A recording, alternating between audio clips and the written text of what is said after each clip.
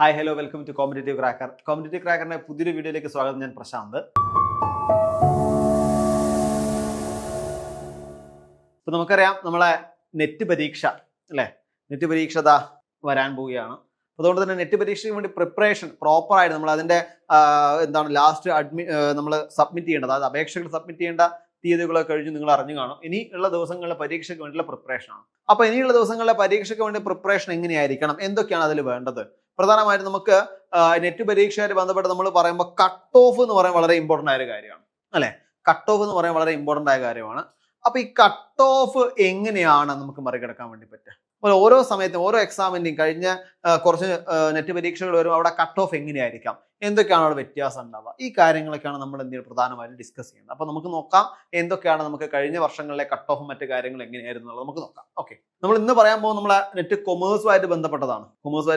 നമ്മൾ ഇന്ന് പറയാൻ വേണ്ടി പോകുന്നത്. ഓക്കെ, 2025 ജൂൺ സെഷനിൽ എപ്പോഴാണ്? 2025 ജൂൺ സെഷനിൽ നമുക്കറിയാം നെറ്റ് പരീക്ഷയ്ക്ക് സാധാരണയായിട്ട് എന്തുണ്ട്, നമ്മൾ സാധാ പറയും പോലെ തന്നെ category general, EWS, OBC, SC, ST എന്നിങ്ങനെ എന്തുണ്ട് ഡിഫറെന്റ് ആയിട്ടുള്ള സെഷൻസ് അവിടെ കൊടുത്തിട്ടുണ്ട്.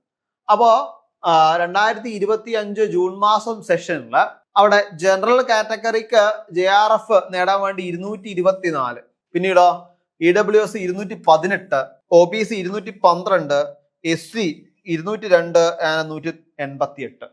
അസിസ്റ്റന്റ് പ്രൊഫസറിന് 194, 176, 174, 162, 158, PhDക്ക് 166, 146, 150, 140, 138 ഇങ്ങനെയാണ് വരുന്നത്. അപ്പൊ ഇവിടുന്ന് നമുക്ക് എന്താ മനസ്സിലാവും? പ്രോപ്പറായിട്ട് ഇവിടുന്ന് മനസ്സിലാവാൻ പറ്റുന്നത് നമ്മളെ കയ്യിലുള്ള റിസോഴ്സസ് എന്താ? സബ്ജക്ട് നോളജ് ആണ്. അത് നല്ല രീതിയിൽ നമ്മൾ ബൂസ്റ്റപ്പ് ചെയ്യണം. നെറ്റ് പോലുള്ള ഒരു പരീക്ഷയ്ക്ക് നമ്മളെ സംബന്ധിച്ചിടത്തോളം പറയുകയാണെങ്കിൽ ഒരു നാഷണൽ ലെവലായിട്ട് നടത്തുന്ന പരീക്ഷയാണ്. അതുകൊണ്ട് തന്നെ കൃത്യമായിട്ട് നമ്മളെ കയ്യിലുള്ള സബ്ജക്ട് നോളജ് കൃത്യമായിട്ട് വലുതാക്കുക എന്ന് പറയുമ്പോൾ നമുക്കിപ്പോ കൊമേഴ്സ് സബ്ജക്റ്റിനെ പറ്റി പറയുകയാണെങ്കിൽ ഏതോളം 10ഓളം സബ്ജക്റ്റുകൾ നമുക്കുണ്ട്. അപ്പൊ ഈ സബ്ജക്റ്റുകൾ, ഇത്രയും സബ്ജക്റ്റുകൾ നമ്മൾ പഠിക്കണം. നാഷണൽ ലെവൽ എക്സാം ആയതുകൊണ്ട് തന്നെ എന്താണ്, കൃത്യമായുള്ള ഒരു സ്ട്രാറ്റജിയിലൂടെ പോയാൽ മാത്രമേ നമുക്ക് എന്ത് നേടാൻ വേണ്ടി പറ്റുള്ളൂ? ഈ എക്സാം നമുക്ക് കൃത്യമായിട്ട് ഫോക്കസ് ചെയ്തുകൊണ്ട് പഠിക്കാൻ വേണ്ടി അല്ലെങ്കിൽ ക്രാക്ക് ചെയ്യാൻ വേണ്ടി പറ്റുള്ളൂ. അപ്പോൾ അതെങ്ങനെ നമ്മൾ പോവാ? ഇപ്പൊ നമുക്കറിയാം, ഇപ്പോൾ ഒരു PG കഴിഞ്ഞ ഒരാളെ സംബന്ധിച്ചിടത്തോളം പറയുകയാണെങ്കിൽ, PG പഠിച്ചുകൊണ്ടിരിക്കുന്ന ഒരാളെ സംബന്ധിച്ചിടത്തോളം പറയുകയാണെങ്കിൽ അവർ കൃത്യമായുള്ള ഒരു ഫാക്ടറിലാണ് അല്ലെ, കൃത്യമായുള്ള ഒരു വേയിലൂടെയാണ് അവർ പോകുന്നത്. കൃത്യമായിട്ട് അവരെന്താണ് പഠിച്ചുകൊണ്ടിരിക്കുകയാണ്. ഒരുപാട് കാര്യങ്ങൾ അവരെന്ത് ചെയ്യുന്നുണ്ട്, കൃത്യമായി റിവൈസ് ചെയ്യുന്നുണ്ട്, എക്സാമുകൾ എഴുതുന്നുണ്ട്, നോട്ട് പ്രിപ്പയർ ചെയ്യുന്നുണ്ട് അല്ലെ, ഇതൊക്കെ അവർ ചെയ്യുന്നുണ്ട്. അപ്പൊ അവർ ആ ഒരു വേയിൽ കൂടിയാണ് എന്ത് ചെയ്യുന്നത്, അവർ പോകുന്നത്. അപ്പൊ അവരെ സംബന്ധിച്ചിടത്തോളം പറയുകയാണെങ്കിൽ അവർക്ക് കുറച്ചുകൂടി മറ്റ് ഉള്ളവരെക്കാൾ കുറച്ചുകൂടി എന്താണ് മുൻഗണന ചിലപ്പോൾ ലഭിക്കും. എവിടെ? എക്സാമിനേഷൻ മുൻഗണന വെച്ചാൽ പഠിക്കുന്ന കാര്യത്തിൽ അല്ലെ. കാരണം അവർ ആ ഒരു വേയിലൂടെ തന്നെ പോയിക്കൊണ്ടിരിക്കുകയാണ്. ഇപ്പൊ നമ്മള് PG ഒക്കെ കഴിഞ്ഞു, കുറച്ച് കാലത്തിന്റെ ഗ്യാപ്പ് ഉണ്ടെങ്കിൽ ചിലപ്പോൾ നമ്മളോട് ആ സബ്ജക്ട് നോളജുമായിട്ട് ബന്ധപ്പെട്ടുള്ള കാര്യങ്ങൾ ചിലപ്പോൾ വിട്ടുപോയേക്കാം. പക്ഷെ ഇവരതല്ല, പ്രോപ്പറായിട്ട് എന്താണ് പഠിച്ചുകൊണ്ടിരിക്കുകയാണ്. ആ പഠിത്തത്തിലൂടെയാണ് ഇവർ മുന്നോട്ട് പോകുന്നത്. അതുകൊണ്ട് തന്നെ പ്രോപ്പറായിട്ട് അവർക്ക് ഒന്ന് ശ്രമിച്ചാൽ അവർക്ക് നേടാൻ പറ്റുന്നതാണ്. നമുക്ക് നമ്മളെ CCയിൽ തന്നെ പറയുകയാണെങ്കിൽ ഫസ്റ്റ് റാങ്ക് നേടിയ ഒരുപാട് സ്റ്റുഡൻസ് അവരൊക്കെ ചിലപ്പോൾ PGയിൽ അവർക്ക് കൃത്യമായ PGയിൽ പഠിച്ചുകൊണ്ട് ആ PG ലെവലിൽ തന്നെ മുന്നോട്ട് പോയി ആ സമയത്തിന് അവർ നേടിയിട്ടുണ്ട്. ഫസ്റ്റ് JRF മറ്റു കാര്യങ്ങൾ, അഫ്രാറിസിന്റെ കാര്യങ്ങളൊക്കെ എടുത്തു നോക്കിയാൽ ഫസ്റ്റ് റാങ്ക് അവിടെ നമുക്ക് എന്ത് ചെയ്യാൻ വേണ്ടി പറ്റുന്നുണ്ട്. അതായത് ഫസ്റ്റ് റാങ്ക് എന്ന് പറയുമ്പോൾ JRF അവിടെ കരസ്ഥമാക്കാൻ പറ്റിയിട്ടുണ്ട്. ഫസ്റ്റ് അറ്റംപ്റ്റ് തന്നെ ഒരുപാട് സ്ട്രഗിൾ ഉണ്ടായിരുന്നു. പക്ഷെ അവിടെ കൃത്യമായിട്ട് നമുക്കറിയാം, ആ പഠിക്കുന്ന സമയത്ത് കൃത്യമായിട്ട് നമ്മൾ പഠിച്ചുകൊണ്ട് മുന്നോട്ട് പോയത് കൊണ്ട് തന്നെ അവിടെ നല്ലൊരു പ്ലേസ്ഡ് ആവാൻ അല്ലെ, അതായത് JRF എന്നൊരു ലക്ഷ്യം അയാൾക്ക് എത്താൻ വേണ്ടി സാധിച്ചു. അതേപോലെ നിങ്ങൾക്കും പറ്റും. കാരണം എന്താ, നമ്മളിപ്പോ പഠിച്ചുകൊണ്ടിരിക്കുന്നവരായിക്കോട്ടെ അല്ലെങ്കിൽ ഒരു ഡിഫറൻസ് ആയവരായിക്കോട്ടെ, അവർക്കൊക്കെ കൃത്യമായിട്ട് എന്ത് വേണം, നമ്മൾ എവിടെ നിൽക്കുന്നു ഈ ഒരു എക്സാം, നാഷണൽ വൈസ് എക്സാം ആയതുകൊണ്ട് തന്നെ നമ്മൾ എവിടെ നിൽക്കുന്നു, നമുക്ക് ഇനി എങ്ങനെയാണ് മുന്നോട്ട് പോകാൻ വേണ്ടി പറ്റുക എന്നുള്ളത് കൃത്യമായിട്ട് നമ്മൾ മനസ്സിലാക്കണം. ആ കൃത്യമായിട്ട് മനസ്സിലാക്കിയാൽ മാത്രമേ നമ്മൾ എവിടെ നിൽക്കുന്നുള്ളൂ എന്ന് ആദ്യം മനസ്സിലാക്കിയാൽ മാത്രമേ എന്ത് ചെയ്യാൻ വേണ്ടി പറ്റുള്ളൂ, ഇനി എത്രത്തോളമാണ് നമ്മൾ മുന്നോട്ട് പോകേണ്ടത് നമുക്ക് അറിയാൻ വേണ്ടി പറ്റുള്ളൂ. അതായത് നമ്മളൊരു യാത്ര പോകുന്ന സമയത്ത് പകുതി ദൂരം എത്തി അല്ലെ, കാൽഭാഗം എത്തി, ഇനി എത്രത്തോളം ഉണ്ട് നമുക്ക് മനസ്സിലാവണ്ടേ, എന്നാലും ലക്ഷ്യസ്ഥാനത്ത് നമ്മൾ എത്തുള്ളൂ. അപ്പൊ അത് നമ്മൾ എവിടെയാണ് നിൽക്കുന്നത് എന്ന് മനസ്സിലാക്കണം. എന്നിട്ട് നമുക്ക് എങ്ങനെയാണ് ആ ലക്ഷ്യത്തിലേക്ക് എത്തുക എന്നുള്ള വഴിയും കൂടെ നമ്മൾ ഇവിടെ പറയാൻ. സാധാരണ കട്ട് ഓഫ് നമുക്ക് പറയുമ്പോൾ എന്താണ്, നല്ലൊരു കട്ട് ഓഫ് തന്നെ ഇവിടെ ഉണ്ട് അല്ലെ, നല്ലൊരു കട്ട് ഓഫ് തന്നെ ഇവിടെ ഉണ്ട്. കാരണം ക്വസ്റ്റ്യൻസ് നമ്മൾ 1-2 പ്രാവശ്യം നെറ്റ് എഴുതിയവരാണെന്ന് നിങ്ങൾക്ക് അറിയാൻ വേണ്ടി പറ്റും. ക്വസ്റ്റ്യൻസിൽ ഉണ്ടാവുന്ന മാറ്റങ്ങൾ അല്ലെ, കൃത്യമായിട്ട് അവിടെ കൺഫ്യൂസിങ് ആയിട്ടുള്ള ഫാക്ടേഴ്സ് ഉള്ള ചോദ്യങ്ങൾ അവിടെ വരാറുണ്ട്. അപ്പോൾ ആ ചോദ്യങ്ങൾ വായിക്കുമ്പോൾ ഒറ്റ വായനയിൽ തന്നെ ചിലപ്പോൾ നമുക്ക് ഒന്നും മനസ്സിലാവാത്ത രീതിയിലുള്ള ചോദ്യങ്ങൾ വരാറുണ്ട് അല്ലെ. അതുകൊണ്ട് തന്നെ കൃത്യമായിട്ട് അവിടെ നമ്മൾ ചെയ്യേണ്ടത് പ്രോപ്പർ ആയിട്ടുള്ള കണ്ടന്റ് നോളജ് നമ്മൾ ഉണ്ടാക്കിയെടുക്കുക. കൂടാതെ MCQ കറക്റ്റ് ആയിട്ട് വർക്ക്ഔട്ട് ചെയ്യുക എന്നത് ചെയ്യാൻ വേണ്ടി പറ്റുള്ളൂ. നമ്മൾ 2025 സെഷനിൽ ഇതായിരുന്നു നമ്മളെ മാർക്ക്. അത് കഴിഞ്ഞ് ജൂൺ 2025 പെർസെന്റേജ് വൈസ് പറയുകയാണെങ്കിൽ ജനറൽ ഏതാണ്ട് 74 ആയിരുന്നു, അസിസ്റ്റന്റ് പ്രൊഫസറിന് 64 ആയിരുന്നു, EWSന് 72, അതേപോലെ OBCക്ക് 70, അതുപോലെ SCക്ക് 67, അതേപോലെ 62. ഇത്തരത്തിലുള്ള പെർസെന്റേജും പറയുന്നുണ്ട്. അപ്പൊ ഇതൊക്കെ നിങ്ങൾക്ക് നേടാൻ പറ്റുന്ന പെർസെന്റേജ് ആണ്. എന്തുകൊണ്ടാണ് അവിടെ നമ്മൾ ഡ്രോപ്പ് ആയി പോകുന്നത്? കൃത്യമായിട്ട് നമ്മൾ അവിടെ MCQ വർക്ക്ഔട്ട് ചെയ്യാത്തതും അതേപോലെ തന്നെ മറ്റു പലരും പറയുന്നത് കേൾക്കാം, എന്താണ് സമയത്തിന്റെ പരിമിതി, കൃത്യമായ സമയം വിനിയോഗിക്കാൻ പറ്റിയില്ല. അപ്പൊ കൃത്യമായ സമയം വിനിയോഗിക്കുക, കൂടാതെ കൃത്യമായിട്ട് നമ്മൾ MCQs വർക്ക്ഔട്ട് ചെയ്യുകയാണെങ്കിൽ കണ്ടന്റ് നോളജ് നമുക്ക് ഓൾറെഡി ഉണ്ട്. അപ്പൊ ആ കണ്ടന്റ് നോളജിലേക്ക് നമ്മൾ എത്താൻ വേണ്ടിയിട്ടുള്ള MCQ നമ്മൾ വർക്ക്ഔട്ട് ചെയ്യുകയാണെങ്കിൽ പ്രോപ്പർ ആയിട്ട് ഈ വരുന്ന നെറ്റ് പരീക്ഷ എന്ത് ചെയ്യാൻ വേണ്ടി പറ്റും, നിങ്ങൾക്ക് കറക്റ്റ് ആയിട്ട് ക്രാക്ക് ചെയ്യാൻ വേണ്ടി പറ്റും. പിന്നെ നമ്മൾ 2024 ഡിസംബറിലെ സ്ഥിതി എടുക്കുകയാണെങ്കിൽ നെറ്റ് ക്വാളിഫിക്കേഷൻ ആയത് നമുക്കറിയാം 300-ലാണ് മാർക്ക്.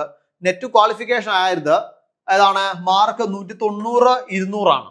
അതേപോലെ തന്നെ പെർസെന്റേജ് 63, 67 ആണ്. Assistant professor അതിനെത്രയാണ്? 200, 215 ആണ്. JRFന് 225, 240 ആണ്. അപ്പോ ഏതാണ്ട് നമ്മള് 300-ല് 240 എന്ന് പറയുമ്പോൾ ഏതാണ് 80% മാർക്ക് ഇതേപോലെ ഒരു പരീക്ഷയിൽ നേടിയെടുക്കുക. കാരണം എന്താ? ജനറൽ പേപ്പർ അവിടെ വരുന്നുണ്ട്, സബ്ജക്ട് പേപ്പർ വരുന്നുണ്ട്, സബ്ജക്റ്റിൽ തന്നെ ഒരുപാട് ഏരിയകൾ വരുന്നുണ്ട് അല്ലെ? അപ്പൊ ആ ഒരു ഏരിയയിൽ നമുക്ക് ആ മാർക്ക് കരസ്ഥമാക്കുക എന്ന് പറയുന്നത് ശരിക്കും പറഞ്ഞ ഒരു വലിയൊരു പ്രയത്നം അതിന്റെ പുറകിലുണ്ട്. ആ പ്രയത്നം കൃത്യമായിട്ട് നമ്മൾ എന്ത് ചെയ്യുക, ഇടതടവില്ലാതെ അല്ലെങ്കിൽ ഒരു ബ്രേക്ക് ആവാതെ നമ്മൾ മുന്നോട്ട് പോവുക. എവിടം വരെ? ലക്ഷ്യം എത്തും വരെ. ഇതാണ് നമ്മൾ ആദ്യം ചെയ്യേണ്ടത്. അപ്പോ ഇത്തരത്തില് നമുക്കറിയാം മാർക്കുകളെ വെച്ച് നോക്കുമ്പോൾ തന്നെ ഏതാണ്ട് 80% മാർക്കാണ് വേണ്ടത്. നമുക്കറിയാം നാഷണൽ ലെവൽ എക്സാം ആയതുകൊണ്ട് തന്നെ കോമ്പറ്റീഷൻ നല്ല രീതിയിൽ ഉണ്ടാവും, നല്ല ടഫ് ആയിരിക്കും പരീക്ഷ. നമുക്ക് ഗൂഗിളിൽ നിങ്ങൾ സെർച്ച് ചെയ്താൽ മതി നെറ്റ് പരീക്ഷയെ പറ്റി. One of the toughest exam തന്നെയാണ് ഇന്ത്യയിൽ നടക്കുന്ന ഈ ഒരു പരീക്ഷ. അതുകൊണ്ട് തന്നെ ഇതിൽ JRF കരസ്ഥമാക്കുക എന്ന് പറയുമ്പോൾ എളുപ്പമായിട്ട് കണക്കാക്കരുത്. കൃത്യമായിട്ട് പഠിച്ചാൽ ആദ്യം വേണ്ടത് കണ്ടന്റ് നോളജ് ആണ്. കൃത്യമായിട്ട് കണ്ടന്റ് നോളജ്, പിന്നീട് കൃത്യമായിട്ട് MCQ നമ്മൾ പ്രോപ്പർ ആയിട്ട് എന്ത് ചെയ്യുക, വർക്ക്ഔട്ട് ചെയ്ത് കൃത്യമായിട്ട് ടൈം മാനേജ് ചെയ്താൽ പ്രോപ്പർ ആയിട്ട് വരാനിരിക്കുന്ന നെറ്റ് പരീക്ഷ നിങ്ങൾക്ക് എന്ത് ചെയ്യാൻ വേണ്ടി പറ്റും, ക്രാക്ക് ചെയ്യാൻ വേണ്ടി പറ്റും. അതുകൊണ്ട് തന്നെ നമ്മളെ ഫൈനൽ റാപ്പിഡ് റിവിഷൻ ആയിട്ടുള്ള ഒരു 15-day ബാച്ച് നമ്മൾ സ്റ്റാർട്ട് ചെയ്തിട്ടുണ്ട്.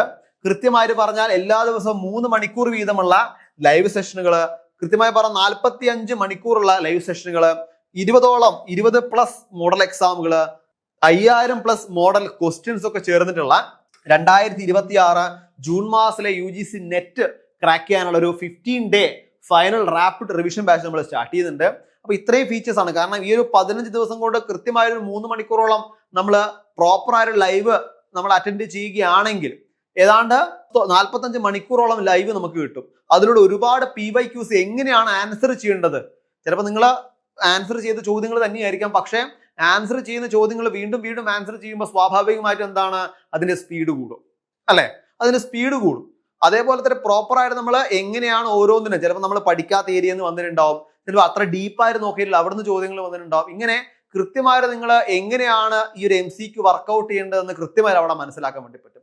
കൂടാതെ 20ഓളം മോക്ക് എക്സാമുകൾ, അതായത് മോക്ക് എക്സാമുകൾ കൂടെ തന്നെ ടൈം മാനേജ്മെന്റ് നിങ്ങൾക്ക് കൂടുതൽ എന്ത് ചെയ്യാൻ വേണ്ടി പറ്റും, എഫക്റ്റീവ് ആയിട്ട് മുന്നോട്ട് നയിക്കാൻ വേണ്ടി പറ്റും. അപ്പോൾ ഇത്രയും ഫീച്ചേഴ്സോട് കൂടിയാണ് നമ്മളെ പുതിയ എക്സാം ബാച്ച് നമ്മൾ സ്റ്റാർട്ട് ചെയ്തത്. അതായത് 15-day റാപ്പിഡ് റിവിഷൻ ബാച്ച് നമ്മൾ സ്റ്റാർട്ട് ചെയ്യുന്നത്. അപ്പൊ ഈ ബാച്ചുമായി ബന്ധപ്പെട്ട കാര്യങ്ങൾ അറിയാനും ബാച്ചിൽ ജോയിൻ ചെയ്യാൻ നമ്മളെ ബോർഡ് നമ്പർ ആയ 80 86 88 11 44 എന്നീ ബോർഡ് നമ്പറിലേക്ക് കോൺടാക്ട് ചെയ്യുക. ശരിക്കും പറഞ്ഞതാ ഇവിടെയാണ്, നോക്കൂ ഈ ഒരു വാക്ക് ശ്രദ്ധിച്ചോളൂ, ടുഡേ ഈസ് ദ ഡേ. ഇവിടെയാണ് നമ്മളെ ദിവസം.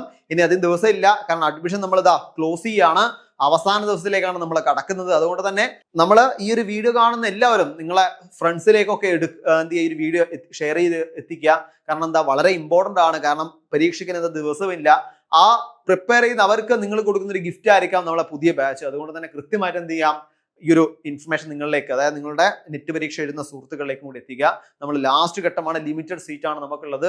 അതുകൊണ്ട് തന്നെ കൃത്യമായി പഠിച്ചുകൊണ്ട് മുന്നേറാനുള്ള നമ്മളെ ലാസ്റ്റ് ബാച്ച് ആണ്, നമ്മളെ ഫൈനൽ റിവിഷന് വേണ്ടിയിട്ടാണ് നമ്മളെ 15-day ബാച്ച് നമ്മൾ ഉപയോഗിക്കുന്നത്. അപ്പോൾ ആ കാര്യങ്ങൾ ഒന്നുകൂടി പറയാൻ നമ്മളെ ബോർഡ് നമ്പറിൽ കോൺടാക്ട് ചെയ്താൽ ബാക്കി ഡീറ്റെയിൽസ് നമുക്ക് കിട്ടും. ഇതൊക്കെയാണ് നമുക്ക് ഇന്ന് പ്രധാനമായിട്ട് പറയാനുള്ളത്. പ്രോപ്പറായിട്ട് നമുക്ക് അതിന്റെ എത്രത്തോളം മാർക്കാണ് വേണ്ടത് നമ്മൾ നോക്കി. ഇത്രത്തോളം മാർക്ക് കിട്ടിയാലേ നമുക്ക് സേഫ് ആവുള്ളൂ എന്ന് നമ്മൾ മനസ്സിലാക്കി.